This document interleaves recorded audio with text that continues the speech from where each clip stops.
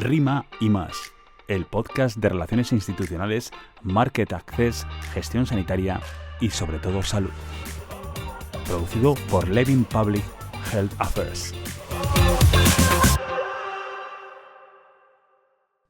Hola a todos y bienvenidos a un nuevo episodio de Rima y más. Hoy vamos a hablar de regulación sanitaria, un ámbito clave para que los medicamentos y productos sanitarios lleguen a los pacientes con garantías de calidad, seguridad y eficacia. En un contexto marcado por una intensa actividad regulatoria, tanto a nivel nacional como europeo, y con importantes cambios previstos para los próximos años, el papel de las agencias reguladoras es más estratégico que nunca. Hoy vamos a hablar de ello con una de las figuras clave del sistema sanitario español, María Jesús Lamas Díaz, directora de la Agencia Española de Medicamentos y Productos Sanitarios, la AEMS, una institución esencial en la promoción del conocimiento científico-técnico y la protección de la salud. María Jesús, bienvenida a Rima y más. Es un placer tenerte con nosotros. Muchas gracias. Encantada de estar aquí. Rima y más. Desde tu nombramiento en 2018, la AEMS ha afrontado hitos importantísimos como la gestión de la pandemia de la COVID-19, el auge de la innovación biomédica y una regulación europea cada vez más compleja. ¿Cómo ha evolucionado la misión de la agencia en estos años y qué hitos destacarías en términos de impacto en salud pública? Pues han sido años muy intensos y como la pandemia está siempre presente, si miramos hacia atrás, pues probablemente en lo que más impacto hemos tenido ha sido en la gestión de la pandemia, primero en resolver los problemas de disponibilidad de los medicamentos esenciales para hacer frente a los ingresos hospitalarios y después en toda la gestión de la vacuna desde contacto con investigadores, con empresas desarrolladoras, formando parte de la estrategia europea en los equipos que soportaban la negociación con las distintas compañías y después el despliegue, la logística, se enviaban todas las vacunas desde un punto central en Europa a todos los estados y desde aquí había que controlar cada dosis que se administraba y la farmacovigilancia más intensiva y extensiva que se ha hecho nunca. Supongo que eso es lo que más impacto ha tenido todo lo que hemos hecho, pero en realidad, si pensamos en estos 7 años largos, yo creo que la agencia ha sufrido más transformaciones, algunas condicionadas por la pandemia y otras porque es algo que los que tenemos responsabilidades en la agencia teníamos muy claro. Por ejemplo, la necesidad de abrir la agencia hacia el exterior, de hacer que nuestro mensaje llegue mejor para quien estamos trabajando, que son pacientes, ciudadanía, profesionales sanitarios. Y hemos invertido mucho en Neurona para intentar mejorar nuestra comunicación, nuestra página web, pero también nuestras actividades presenciales en los distintos foros a los que vamos, para incluir a los pacientes en los comités de decisión de la agencia, para aumentar las actividades formativas que antes estaban más enfocadas hacia el regulado, sobre todo industria, y ahora están enfocadas pues, a pacientes para aumentar su conocimiento del sistema, pero también a profesionales sanitarios.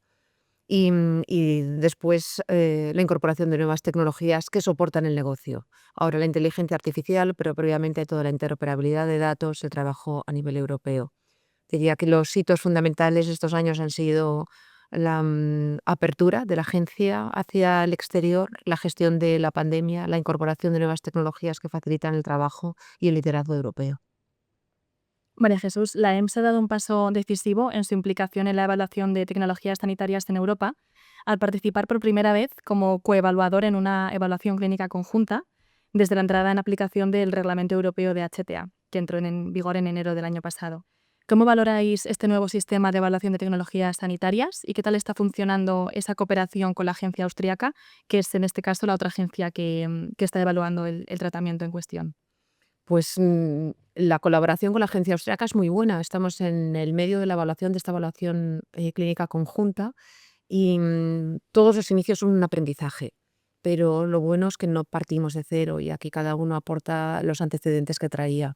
Así que nosotros podemos aportar nuestra experiencia previa con los IPTs o nuestra experiencia con los PICO, de las evaluaciones conjuntas que se han hecho hasta ahora durante el 2025, que es este ejercicio de consultar con las partes interesadas en España, con las organizaciones de pacientes, con los profesionales sanitarios, las 4 preguntas: ¿a qué pacientes deberían ser incluidos en la comparación? ¿Qué intervención?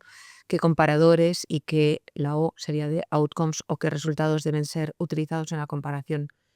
Y por su parte, la agencia austríaca pues, aporta su experiencia en una evaluación clínica conjunta europea previa y está funcionando muy bien. Yo creo que el sistema europeo de evaluación de tecnologías sanitarias tiene la mejor de las intenciones, que es intentar armonizar y sobre todo dotar de una metodología sólida, reproducible y aceptable por todos los estados para identificar el valor clínico añadido de una nueva tecnología, sea un medicamento o sea un producto sanitario. Pero deja después a criterio de los estados esa descripción del valor añadido, del valor clínico añadido, qué categoría pudiera tener o una eventual evaluación farmacoeconómica. Así que necesita que ese proceso europeo se acabe, se complete a nivel nacional. En todo caso, dotarse de guías comunes, de metodología común. em, Esto es una garantía para todos los que participamos a nivel nacional en cuanto a la metodología que se ha utilizado, pero como ciudadano de la Unión Europea, pues nos hace pensar que estos medicamentos que se evalúan y autorizan de forma centralizada, pues que todos los pacientes en Europa deben tener el mismo derecho a acceder a ellos. Y esto no es la solución definitiva, pero desde luego es una herramienta para favorecer un acceso más equitativo. Centrándonos en España, estamos entre los países europeos con mayor número de ensayos clínicos autorizados, gracias pues, bueno, a un sistema ágil, a una red hospitalaria muy sólida y a un marco regulatorio que está pues, muy bien coordinado. Me gustaría que nos hablaras del papel que ha jugado la EMS para consolidar este liderazgo en investigación clínica y cómo se garantiza al mismo tiempo la seguridad de los pacientes.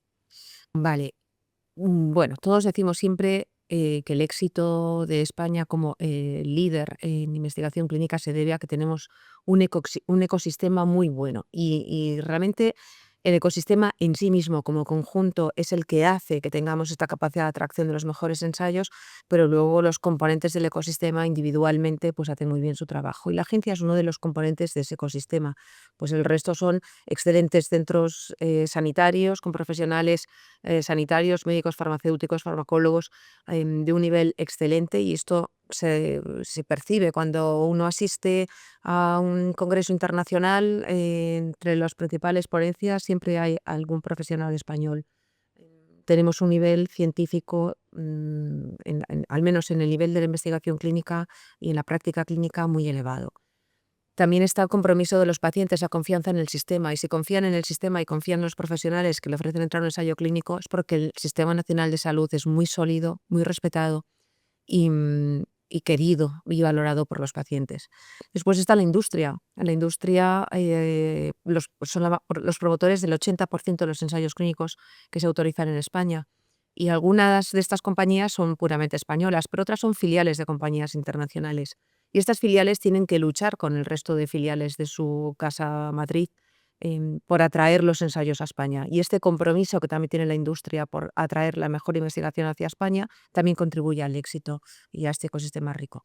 Y después estamos los evaluadores, y creo que aquí está la clave que probablemente nos diferencia del resto de los estados europeos de momento, porque están dando pasos muy importantes eh, y acabarán teniendo este mismo nivel de trabajo coordinado, que me refiero al trabajo que hacemos entre los comités de ética, investigación y medicamentos y la agencia. Toda evaluación de un protocolo de ensayo clínico tiene dos partes, una puramente metodológica y científica y otra ética. Nosotros somos coevaluadores, los comités de ética y la agencia, y trabajamos sobre las mismas guías con una reunión mensual de coordinación para alinear criterios entre todos los comités de ética y la agencia. Y creo que esto es un éxito de nuestro país. Afortunadamente, como decía, pues como en Europa desde hace unos años se percibe la preocupación por la pérdida de atractivo de la región para atraer ensayos clínicos, hay un despertar para mejorar esta situación y nos identifican como un país de buenas prácticas y creo que esta coordinación entre evaluadores, reguladores y evaluadores de comités de ética pues ya está aprendiendo en otros países que tienen que tener un papel importante en Europa por tamaño, por número de hospitales, por excelencia científica, como puede ser Alemania, puede ser Francia o Italia. Precisamente en este sentido, ¿no? Relacionado con la competitividad en España, la EMS ha ampliado recientemente su procedimiento de evaluación acelerada para hacer que la investigación de medicamentos en España pues, sea cada vez más atractiva y más competitiva, ¿no? Entonces, gracias a esta medida, todos los ensayos nacionales en oncología y enfermedades raras de fase 1 en los que se investiga un medicamento de origen biológico van a entrar en esta evaluación acelerada y se van a reducir los plazos de evaluación de 45 a 26 días. Me gustaría saber qué impacto esperáis que tenga esta medida en la atracción de investigación biomédica en nuestro país y sobre todo en el acceso temprano, ¿no?, a terapias innovadoras por parte de los pacientes, que al final es el fin último. Hombre, pensamos que los ensayos de fase 1 hay que mimarlos y hay que ponerles una atención especial. Y priorizamos estas patologías, oncología, enfermedades raras, medicamentos biotecnológicos, porque es donde sabemos que se concentra ahora mismo el mayor número de moléculas en investigación, pero dependiendo de nuestros recursos nos encantaría poder ampliar el alcance de este proyecto. La idea es, donde más se puede ver donde hay innovación, donde aparecen los medicamentos nuevos es en los fase 1, sobre todo cuando son los que llamamos, bueno, utilizo terminología en inglés, que es lo que habitualmente usamos, pero de forma bastante incorrecta. Pues unos first in class, unos first in human, la primera vez que se usa una molécula en un ensayo clínico, porque solo hay antecedentes en preclínica, o la primera vez que se prueba una nueva clase de terapéutica. Es muy atractivo, es muy importante que esos ensayos estén en España. Primero, significa un reconocimiento a la excelencia investigadora de los centros y los profesionales que los van a llevar a cabo. Y después es que son ensayos que van a atraer hacia esos centros y hacia otros que puedan estar en su área de influencia el resto del desarrollo clínico. Si el ensayo fase 1 es exitoso, después vendrá un fase 2, vendrá un fase 3, y es una forma de anclar la investigación clínica en nuestro país. Y desde luego es ponernos en contacto con la vanguardia del conocimiento. Y esto es un estímulo para los reguladores, como evaluadores de estos ensayos, pero también para los profesionales. Y sobre todo es una puerta de esperanza para los pacientes, porque ahí es donde está la verdadera innovación. Ahí es donde sabemos qué es lo que va a llegar nuevo. Y es muy esperanzador. En todo caso, como decía, intentamos optimizar nuestros recursos al máximo para ofrecer este servicio de evaluación acelerada de ciertos ensayos fase 1. Nos encantaría poder llevar esto al resto de fases 1, pero entendemos que no solo es esto lo que necesita los pacientes, lo que necesita el mundo del conocimiento de medicamento. Por eso también participamos en este proyecto europeo que hemos lanzado entre unas pocas agencias que somos padres y madres de la idea, el FAST-EU, facilitando el acceso a la investigación clínica en Europa. Y aquí ya pensamos en otro entorno, pensamos en ensayos multinacionales, donde ahora mismo es obligatoria una evaluación coordinada entre un Estado que lleva el liderazgo y el resto donde se va a realizar el ensayo, que tiene que aceptar la evaluación. Y la verdad es que desde que este reglamento europeo entró en vigor, el que nos obliga a esta evaluación europea, pues no ha sido demasiado ágil. Vamos a ser generosos con la valoración y pensar que estábamos aprendiendo. Pero algunas agencias que ahora estábamos en disponibilidad, por voluntad, por visión, por recursos, de unirnos e intentar hacer una evaluación más ágil, pues lo hemos hecho. Y en pocas semanas empezaremos también ofreciendo esta vía acelerada a ensayos multinacionales. A nivel europeo, otro de los grandes pilares de la nueva normativa es la sostenibilidad. España, por su parte, ha dado un paso decisivo con el anteproyecto de ley de garantías y uso racional de los medicamentos y productos sanitarios, que por primera vez sitúa la sostenibilidad ambiental como uno de los ejes centrales de la política farmacéutica a nivel nacional. ¿Cómo va a cambiar esto la regulación farmacéutica en España, esta incorporación de la sostenibilidad en todos los ejes? ¿Y en qué fase concreta del ciclo del medicamento crees que se van a ver antes cambios regulatorios? Bueno, realmente se incluye el componente medioambiental dentro de la ley de medicamentos, pero en un nivel más próximo al acceso, a la negociación de precios y otro tipo de consideraciones que le corresponden al Ministerio de Sanidad, en concreto a la Dirección General de Cartera.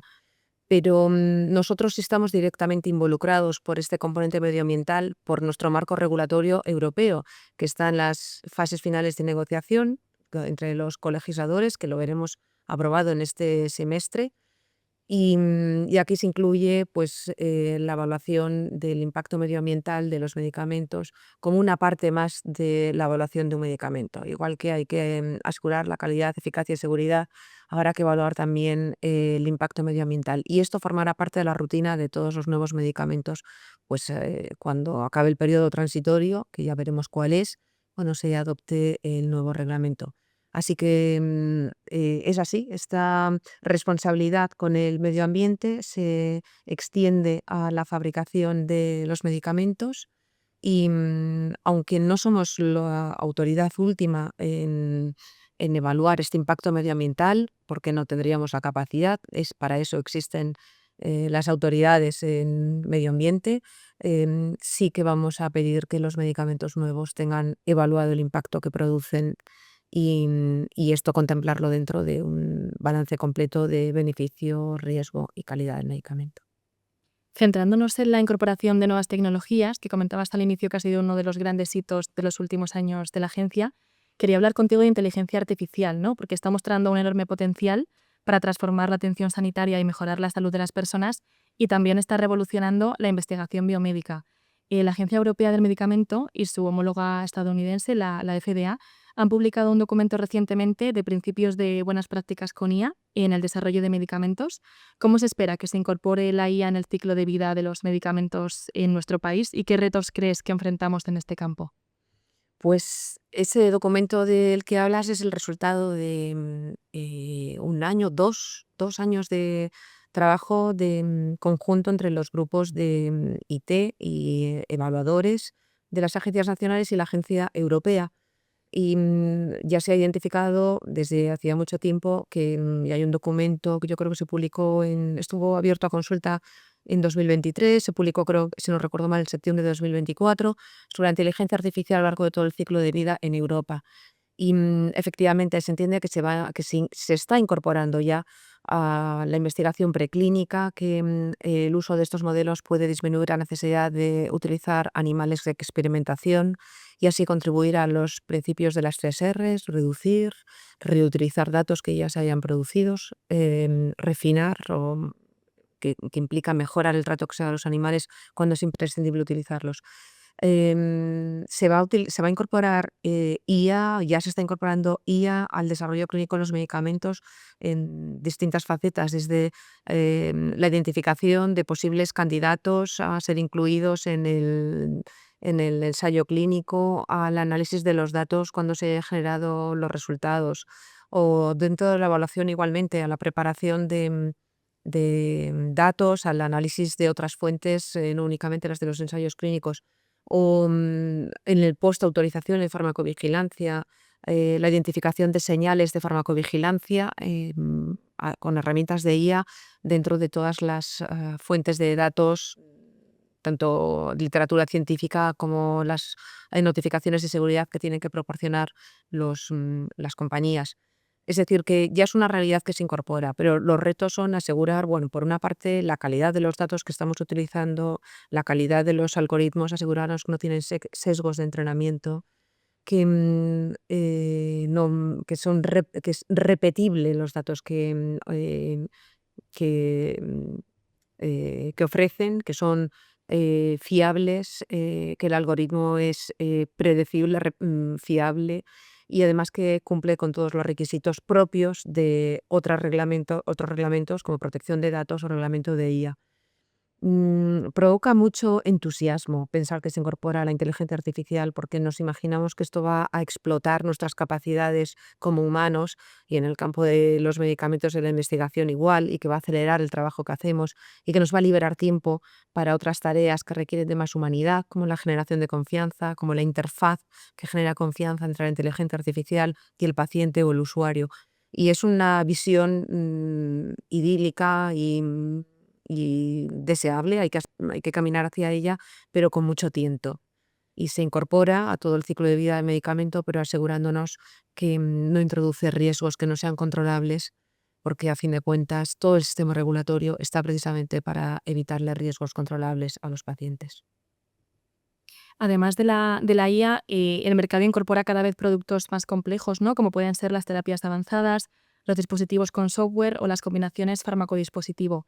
¿Cómo está evolucionando la vigilancia post-comercialización para adaptarse a esta nueva generación de productos sanitarios y medicamentos un poco más complejos que los medicamentos al uso?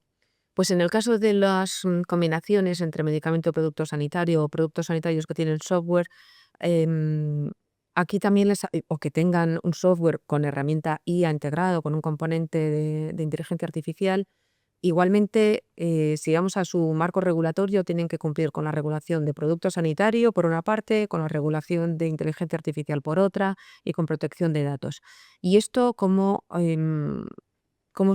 nos aseguramos de que se garantiza la seguridad de estos productos una vez que ya están en el mercado.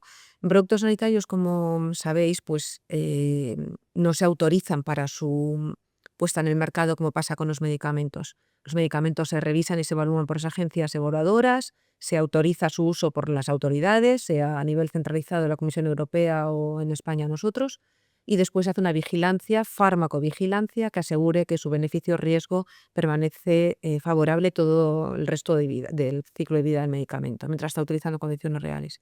Los productos sanitarios, sin embargo, tienen otro sistema y tienen que demostrar que cumplen con las especificaciones teóricas que protegen la seguridad del paciente, que cumplen la función a las que están destinadas, tengan software o no. Y para asegurar que cumplen con esas especificaciones, se someten a unas certificaciones por unos organismos, normalmente privados, que se llaman organismos notificados, que evalúan su conformidad y otorgan, en consecuencia, el marcado CE. Un producto sanitario que tenga un software y que el software tenga un papel decisivo en el diagnóstico de una enfermedad, en el tratamiento, en la paliación, en la mejora de las funcionalidades de la persona que lo va a recibir, eso es un software producto sanitario. Y si ese software utiliza herramientas de inteligencia artificial, pues será un software con inteligencia artificial que es un producto sanitario. Así que aquí hay que aplicarle, como a todo producto sanitario, vigilancia de mercado, asegurarnos que lo que está en el mercado cumple con las especificaciones que se declararon durante su evaluación y certificación por organismo notificado, y vigilancia. Y la vigilancia es todo incidente grave que produzca ese producto. Su fabricante está obligado a notificarlo a la agencia, en este caso a la Agencia Española de Medicamentos y Productos Sanitarios. Se hace una investigación en profundidad del incidente grave y se toman las medidas que sean: retirar el producto, modificar la información que lo acompaña. Solo que cuando tiene inteligencia artificial, pues hay otra autoridad que también tiene que velar porque esa inteligencia artificial pues cumpla con la integridad de los datos, de las fuentes, que no tenga sesgos en su entrenamiento, y en este caso sería la Agencia de Seguridad de Inteligencia Artificial en España. Así que compartimos con ellos, llevamos un año trabajando con ellos para pensar y diseñar cómo vamos a ocuparnos de un mercado que de momento es incipiente, pero que, bueno, que seguramente estará muy generalizado en pocos años. Para terminar, María Jesús, me gustaría que hagamos una pequeña previsión de lo que nos depara el nuevo año. La revisión del paquete legislativo farmacéutico europeo y el avance de la innovación biomédica están planteando nuevos retos a nivel regulatorio y me gustaría saber cuáles serán las grandes prioridades de la EMS en 2026. Pues ya lo has dicho en el principio de la pregunta. El 2026 es un año que, si hubiera que elegir una palabra que lo definiera para nosotros, es europeo, porque se aprobará el reglamento y la directiva, se aprobará la ley de medicamentos críticos. Si no se aprueba, llegará hasta fases muy finales de negociación la ley de biotecnología en salud. Y en todos estos proyectos legislativos hemos estado muy implicados, como la parte técnica que daba soporte a los negociadores en Bruselas, pero también estamos directamente convocados para la implementación de todos estos paquetes legislativos. Sin embargo, cuando pienso en el 2026, hay un reto que me viene a la cabeza, que es el primero y que condiciona todos los demás proyectos y los demás planes, que es la sostenibilidad de la Agencia Española de Medicamentos y Productos Sanitarios.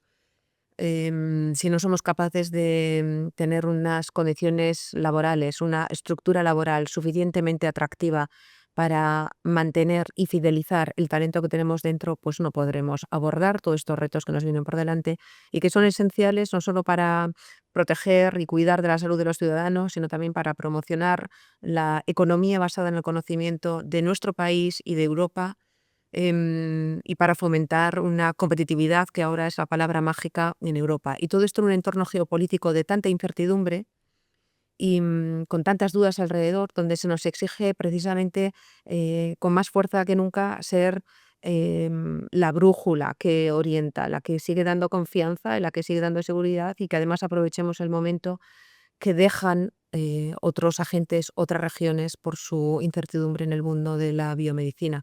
Y aprovechar ese momento significa, pues, poner todos los recursos posibles para conectar con los investigadores y cerrar la brecha entre investigador e innovación. Es el objetivo de la Ley de Biotecnología y es lo que aquí veníamos haciendo desde las oficinas, desde la Oficina de Apoyo a la Innovación. Implica ser lo más eficientes posibles en la evaluación de los ensayos clínicos, asegurando la seguridad de los pacientes que participan. Significa tener mayor protagonismo en la evaluación de los productos europeos, tanto para autorización, trabajo regulatorio puro y duro de la EMA, como en la evaluación de tecnologías sanitarias, lo que aquí sería el siguiente paso a lo que hemos llamado IPTs. Es decir, necesitamos que todo el conocimiento que hemos creado poco a poco dentro de la agencia se pueda mantener y crecer, y no que se pierda porque no somos capaces de ofrecerles condiciones para que se queden. Y me temo que este reto es poco ilusionante y que no suena inspirador, pero hay que ser muy realista y si no conseguimos esto, el resto de los retos ilusionantes están en riesgo. Pues María Jesús, ha sido un auténtico placer contar contigo en este episodio. Muchísimas gracias por tu tiempo, tu experiencia y bueno, tu visión y tu compromiso. Un placer. Rima y más. Nosotros nos despedimos hasta el próximo episodio de Rima y más, el primer podcast de España sobre acceso al mercado, gestión sanitaria, relaciones institucionales y, como siempre decimos, sobre todo, salud. Y mientras tanto, si quieres estar al día de todo lo que ocurre en el sector sanitario, no olvides seguirnos en redes sociales. Muchas gracias por escucharnos.